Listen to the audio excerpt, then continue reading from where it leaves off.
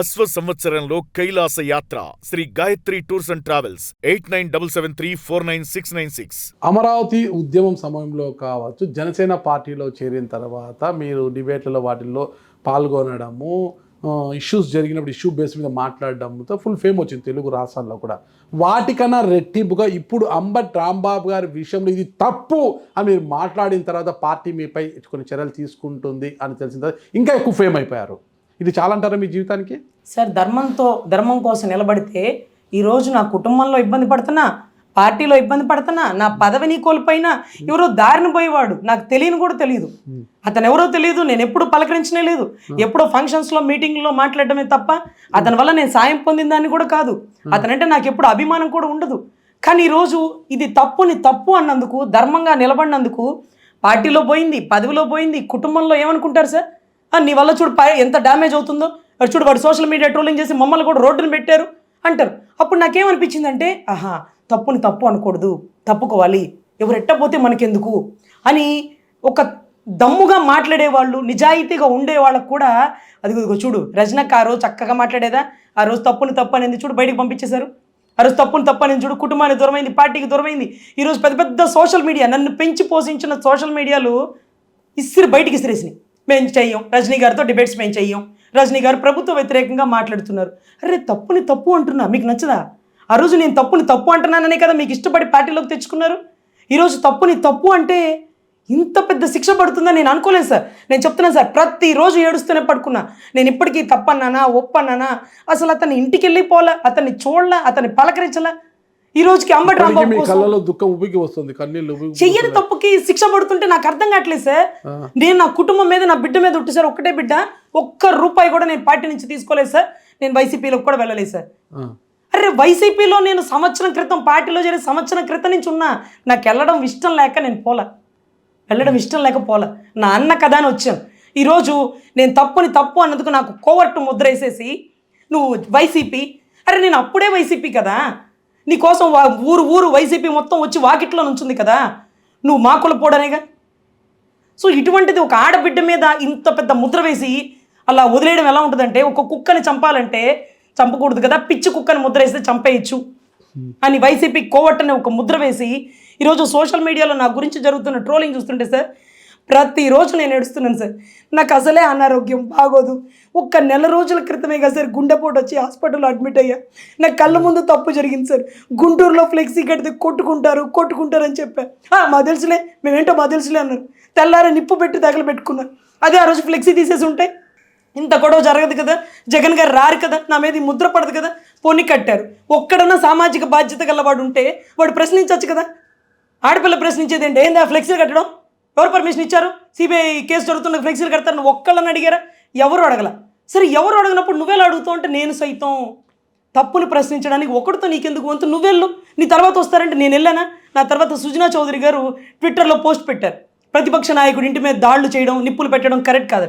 తర్వాత ఉండవల్లి అరుణ్ కుమార్ గారు వచ్చారు, తర్వాత కొంతమంది కమ్యూనిస్టులు వచ్చారు. ఈ వచ్చే వాళ్ళు ఏదో ముందే వచ్చి ఉంటే ఎవరో ఒకటి అడిగారు కదా, నేను అడగకుండా ఉండద్దు అనుకోండి. ఎవరు అడగల, తగలబెట్టేసుకుంటారు సార్. వద్దు సార్, నల్లపాడు పోలీస్ స్టేషన్లో కంప్లైంట్ ఇచ్చినందుకు ఈరోజు నా మీద పడ్డ ముద్ర వైసీపీ కోవర్ట్. ఆఖరికి నేను వద్దు అనుకుని బయటకు వచ్చిన వైసీపీ వాళ్ళు సైతం ఆశ్చర్యపోతున్నారు. పెద్ద నాయకులు మీటింగ్ పెట్టుకొని అడిగారట, రజనీని మీరు ఏమైనా పిలిచినారా? లేదు. రజనీకి ఏమైనా డబ్బులు ఆఫర్ చేసినారా? లేదు. అరే మరి ఎందుకు మన వైపు మాట్లాడుతుంది? 3 సంవత్సరాలు ప్రభుత్వం ఉంది అంటే, అన్నా మన వైపు మాట్లాడట్లా, ధర్మంగా మాట్లాడింది, తప్పు అనింది. వాళ్ళు కోల్పోయారు, ఒక నిజాయితీగా ఆడబిడ్డని వాళ్ళు కోల్పోయారు. మనం పిలవలా?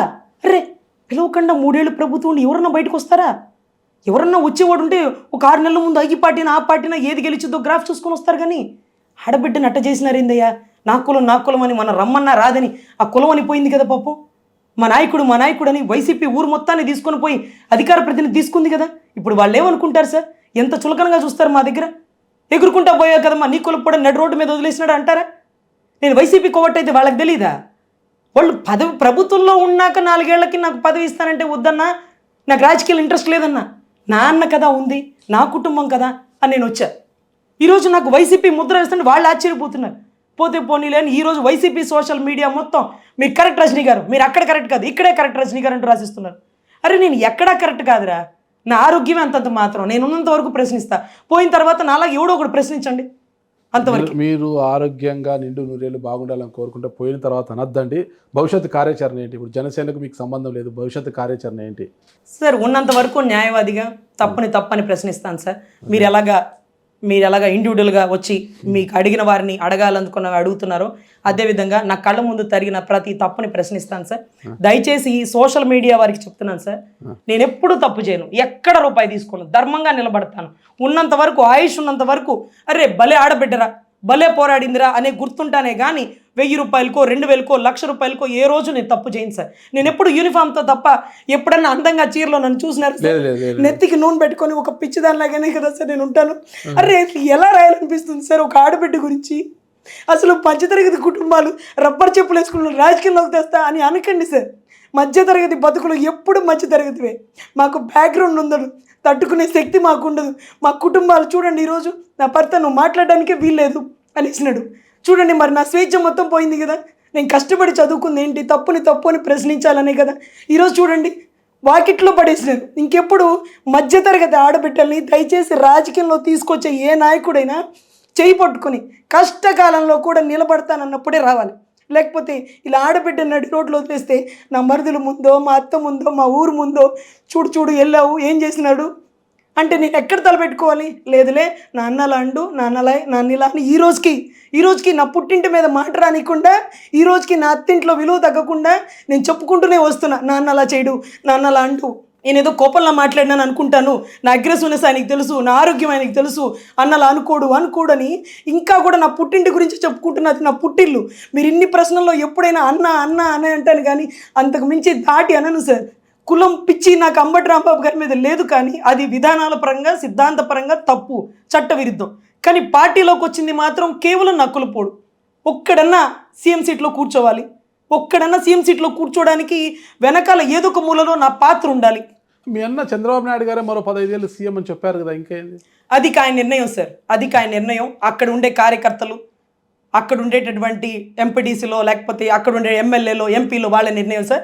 నేను మాత్రం ఏ మూల ఉన్నా సరే అవతల వాడు 10,000 కోట్లు ఇచ్చినా లేకపోతే అవతలవాడు పదవులు కట్టబెడతానన్నా ఎక్కడికి పోను. కానీ ఒక్కటి చెప్తున్నా ఓపెన్గా ఎప్పుడు కానీ అన్నని విమర్శించను, అది నా రక్తం.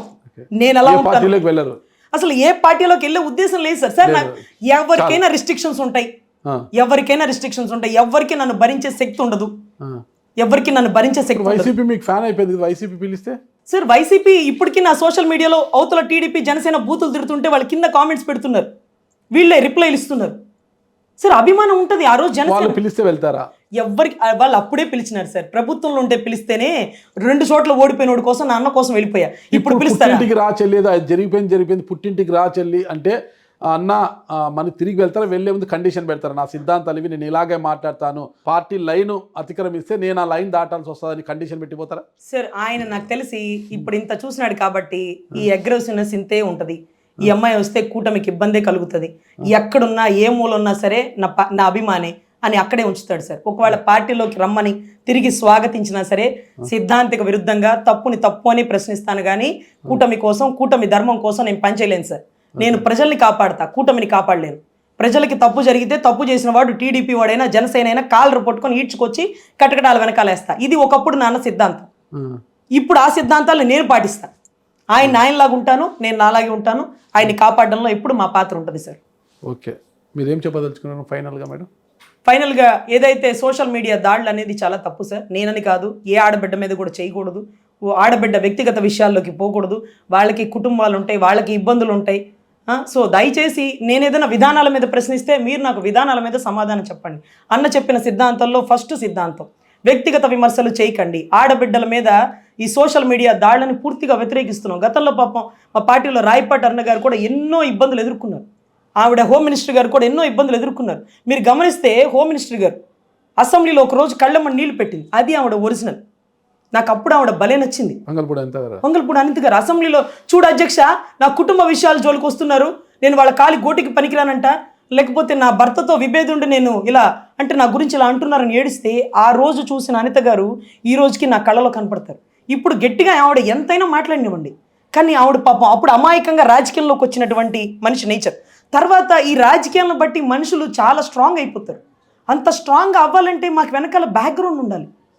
బ్యాక్గ్రౌండ్ లేనిదే మేము ఇది చూడండి, ఇప్పటికీ అంత గట్టిగా గర్జించే రజని ఏడుస్తుందా అంటే చూడండి ఎంత ఏడ్చినాను. ప్రతిరోజు ఏడుస్తున్నాను సార్. నేను ఏం తప్పు చేశానో నాకు నేను 10 సార్లు రిస్ట్రిక్షన్ పెట్టుకుంటున్నా. అరే నా జనసేన కార్యకర్తలు అభిమానులు కూడా తిడుతుంటే, అరే తెలంగాణలో తిట్టారంటే వాళ్ళకి నేను ఎవరో తెలీదు, తిడతారు. కానీ ఇక్కడ టీడీపీకి ఉపయోగపడ్డాను, రాజధాని ఉద్యమానికి ఉపయోగపడ్డాను. చంద్రబాబు గారు అరెస్ట్ అయినప్పుడు మా నాన్నగారు రమేష్ హాస్పిటల్లో కార్డియాటిక్ అరెస్ట్తో చనిపోయి ఉన్నారు. శవం అక్కడ ఉంది. ఇక్కడ ఫోన్ చేశారు, ఆయన ఐసీయూలో పెట్టారు, వెంటిలేషన్లో పెట్టారని. ఈలోపు బాబు గారు అరెస్ట్ అని మన లక్ష్మీనారాయణ గారు రామ్ మహారాజ్ని తొందరగా అన్నారు. సరే సార్ అది కాదు సార్, గారు గణపార లక్ష్మీనారాయణ గారు అంటారు. సో పిలిచారు, సరే సార్ అంటే నాకేం చెప్పదు, నువ్వు ముందు రావాలన్నారు. నేను ఇంకేం చెప్పలా, సీనియర్ కదా, గబగబా వెళ్ళిపోతే బాలకృష్ణ గారు అరెస్ట్ ఉందమ్మా, మనం గన్నవరం ఎయిర్పోర్ట్కి వెళ్ళాలన్నారు. సరే సార్ నాకు TV5 లైవ్ ఉంది సార్, ఆ లైవ్ కార్లో ఇచ్చేసుకోమ్మా అన్నారు. ఆయన లోపలికి వెళ్ళారు, నేను కార్లో లైవ్ ఇస్తూ ఉన్నాను. మా నాన్నగారు ఐసీయూ వెంటిలేషన్లో ఉన్నారు. సడన్గా నా భర్త మెసేజ్ పెట్టాడు, మీ నాన్నగారు చనిపోయారు, నువ్వు ధైర్యంగా ఉండాలి, తొందరగా రావాలి, ఇంకొచ్చేసాయి అన్నారు. అసలు లైవ్లో సాంబశివరావు గారు అడిగిన ప్రశ్న, రజనీ గారు చంద్రబాబు గారు అరెస్ట్ని మీరు ఎలా చూస్తారు అని. ఒక తండ్రి లేని కుటుంబం ఎలా ఉంటుందో బాబు గారు లేని రాష్ట్రం అలా ఉంటుంది సార్ అని చెప్పి ఏడ్చి ఆ టీవీ డిబేట్ని అట్లే కట్ చేస్తే రజనీ గారు బాధ చూస్తే వర్ణనాతీతం, రాష్ట్రం మొత్తం అలాగే కన్నీటి పర్యంతం అవుతున్న పరిస్థితి అంటూ సాంబశివరావు గారు మాట్లాడారు. వెంటనే లక్ష్మణ్ గారికి చెప్పారు, సార్ నన్ను హాస్పిటల్ దగ్గర ఆపేరా అంటే, ఎవరైనా చుట్టాలు ఉన్నారా రజనీ అంటే, మా నాన్నగారు ఉన్నారు సార్, ఇప్పుడే తెలిసింది చనిపోయారు. అయ్యో సారీ అమ్మ, ముందు చెప్తే ఆపేసి ఉండేదాన్ని కదా అని కార్లో అక్కడ దింపారు సార్. అప్పటి నుంచి నేను పడుతున్న కష్టం మీరు చూస్తూనే ఉన్నారు. తండ్రి శవాన్ని అక్కడ పెట్టుకొని అన్ని డిబేట్లు ఇచ్చినానా, ఆయన కార్యక్రమాలు 15వ రోజు 3వ రోజు కూడా అన్న అక్కడ అరెస్ట్ అయ్యారు కదా జగ్గైపేటలో, అప్పుడు కూడా ఎంత పని చేసినాను సార్. ప్రతి ఒక్కటి టీడీపీ వాళ్ళకి తెలుసు సార్. చంద్రబాబు గారు నన్ను ఇంటికి పిలిచిన రోజున తండ్రి లేని లోటు రాష్ట్రానికి ఉండకూడదని మిమ్మల్ని దగ్గరుండి గెలిపించున్నాను సార్. మీ నుంచి నేను ఆశించేది June 1 నా పుట్టినరోజు సార్, ఆ ఒక్కరోజు అక్షంతలు వేయండి, ఏ పదవి కానీ ఏ ప్రయారిటీ కానీ నేను అడగను సార్ అన్నాను సార్. తర్వాత June 1 అక్షంతలు తీసుకొని వెళ్ళేయించుకున్నాను సార్. తర్వాత రోజు June 1 ఆయన ముఖ్యమంత్రిగా ఉన్నప్పుడు కూడా ఆయన పిఏకి ఫోన్ చేసి, సార్ ఏమన్నా మాట్లాడాలమ్మా, ఏం అక్కర్లేదు సార్, పుట్టినరోజు అక్షంతలు వేయించుకోవడానికి. సరేనమ్మా, మీ విషయంలో అసలు ఏం ఉండదని చెప్పి పిలిపించి సెక్రటేరియట్లో అక్షంతలు వేసినారు సార్. నేను ఆయన నుంచి ఆశించదు, ఎందుకంటే తండ్రి ఒక పక్కన చనిపోయినాడు, ఒక పక్కన ఆయన అరెస్ట్ అయ్యాడు, ఈక్వల్ ప్రయారిటీ ఆయనకి ఇచ్చుకున్నాను సార్. ఈరోజు టీడీపీ చేస్తున్న సోషల్ మీడియా దాడి చూస్తుంటే, అరే కనీసం విశ్వాసం లేదురా, ఒక ఆడబిడ్డ తప్పుని తప్పు అనింది, ఇష్టమైతే ఉంచండి, కష్టమైతే పార్టీలోంచి వెళ్ళిపోతాం, అందుకని దాడులు చేయడం తప్పు. ఇది వైసీపీ చెయ్యదు. నిన్నటి రోజు చెన్నై పెళ్లిలో మన ఒంగోలు ఎంపీ గారు జగన్ గారిని కలిసినప్పుడు, అమ్మగారు శ్రీనివాసరెడ్డి గారు ఆ జగన్ గారిని కలవగానే ఇలా చేతి మీద చేయింది కుట్టారు. అన్నా నువ్వు నిలబడినావు, అయ్యో ఏముందిలే అన్న, ఆ వైఖరి చూసినారా, నువ్వు నన్ను కాదని పోయినావు, ఎంపీ టికెట్ తీసుకున్నావు, నీతో నాకేంది, అలా ఉందా సార్? లేదు. ఈయన కానీ ఆయన కానీ ఎప్పుడన్నా అన్నారా? అనుకోరు సార్.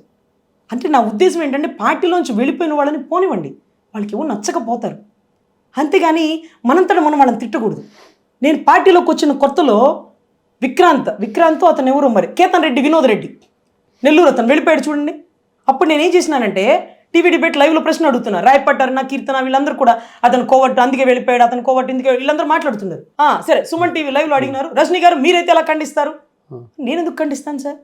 ఇన్ని రోజులు పనిచేసినాడు, ఎమ్మెల్యేగా పోటీ చేసినాడు, ఓడిపోయినందుకు ఏడ్చినాడు, ఏదో ఇబ్బందులు ఉన్నా వెళ్ళిపోతాడు, అదేంటి మీరు ఖండించిన, అది వెళ్ళిపోయేవాడు ఇబ్బంది ఏంటో మనకేం తెలిసిద్ది సార్, నేనేం ఖండించను సార్ అని. అయితే ధన్యవాదాలు రజనీ గారు, మీరు నన్ను అర్థం చేసుకున్నందుకని ఆ కేతన్ రెడ్డి, వినోద్ రెడ్డి ట్విట్టర్లో పోస్ట్ పెట్టాడు. అది పవన్ కళ్యాణ్ గారి దాకా వెళ్ళిపోయింది. అతను ఎవరో నాకు తెలియదు, అతను ఎప్పుడు నేను చూడలేదు, నేను వచ్చాక పార్టీలోకే రాలేదు అతను. కానీ ఒక తెలియని వ్యక్తి గురించి మాట్లాడడం తప్పు అని ఇక్కడ నా అన్నతో తిట్లు తిన్నానే కానీ అతను ఎవరో నాకు తెలియపోయినా అతను ట్విట్టర్లో పోస్ట్ పెట్టారు, మీరన్నా అర్థం చేసుకున్నందుకు ధన్యవాదాలని. అప్పుడు పవన్ కళ్యాణ్ గారు అడిచారు, మీకేం తెలుసా మాట్లాడుతూ, ఏం తెలియదు కాబట్టి మాట్లాడలేదు, అతని గురించి నాకేం తెలియదు కాబట్టి మాట్లాడారు. మీరు ఎలా వీడియో చేసి, నేనేం వీడియో చేయలేదు సార్, లైవ్లో అడిగిన ప్రశ్నకు సమాధానం చెప్పాను. పార్టీ నుంచి వెళ్ళిపోయిన వాడిని పోని వాళ్ళ ఇతను ఎందుకు తిట్టడం తప్పది అని నాకు నచ్చలేదు సార్, నా సిద్ధాంతంగా నేను తిట్టలేదు, వదిలేసారు. ఇంకా ఆయన అడగలేదు, అందుకే మీకేం పదవులు రాలే పార్టీలో. పోతే పోనీ సార్, మీలాంటి వాళ్ళ గుర్తింపు ఉంది కదా, మీరు పెద్ద పెద్ద ఎమ్మెల్యేలు మినిస్టర్లు నేను ఇంటర్వ్యూ చేస్తా, మళ్ళీ ఇలా రజనీ గారి కోసం దేనికి వచ్చారు? ఏదో ఒక్క క్వాలిఫికేషన్ అన్నా వాళ్ళల్లో లేనిదో ఏదో ఒకటి నాలో ఉన్నట్టే కదా.